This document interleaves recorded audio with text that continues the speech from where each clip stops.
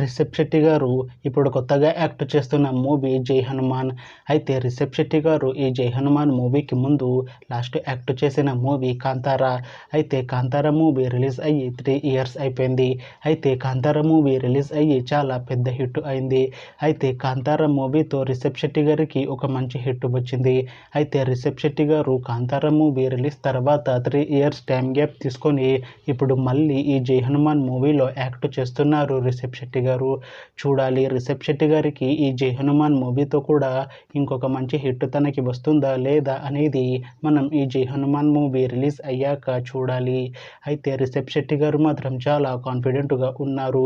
ఈ జై హనుమాన్ మూవీ పెద్ద హిట్ అవుతుంది అంటున్నారు రిషబ్ శెట్టి గారు. చూడాలి జై హనుమాన్ మూవీ రిలీజ్ అయ్యాక రిషబ్ శెట్టి గారికి ఒక మంచి హిట్ వస్తుందా లేదా అనేది మనం ఈ జై హనుమాన్ మూవీ రిలీజ్ అయ్యాక చూడాలి. అయితే జై హనుమాన్ మూవీని డైరెక్ట్ చేస్తుంది ప్రశాంత్ వర్మ. ఇంకా ఈ మూవీకి మ్యూజిక్ డైరెక్టర్ గౌరహరి. అలానే ఈ మూవీని ప్రొడ్యూస్ చేస్తుంది కె నిరంజన్ రెడ్డి. ఇంకా ఈ మూవీలో మెయిన్ లీడ్ యాక్టర్స్గా యాక్ట్ చేస్తుంది రిషబ్ శెట్టి, అమృత అయ్యర్, ఇంకా చాలామంది యాక్టర్లు ఉన్నారు. అయితే జై హనుమాన్ మూవీలో హీరోయిన్గా యాక్ట్ చేస్తున్నారు అమృత అయ్యర్ గారు. అయితే అమృత అయ్యర్ గారు ఈ జై హనుమాన్ మూవీకి ముందు లాస్ట్ యాక్ట్ చేసిన మూవీ హనుమాన్. అయితే హనుమాన్ మూవీ రిలీజ్ అయ్యి చాలా పెద్ద హిట్ అయింది. అయితే హనుమాన్ మూవీతో అమృత అయ్యర్ గారికి ఒక మంచి హిట్ వచ్చింది. అయితే అమృత అయ్యర్ గారు హనుమాన్ మూవీ రిలీజ్ తర్వాత 1 ఇయర్ టైం గ్యాప్ తీసుకొని ఇప్పుడు మళ్ళీ ఈ జై హనుమాన్ మూవీలో యాక్ట్ చేస్తున్నారు అమృత అయ్యర్ గారు.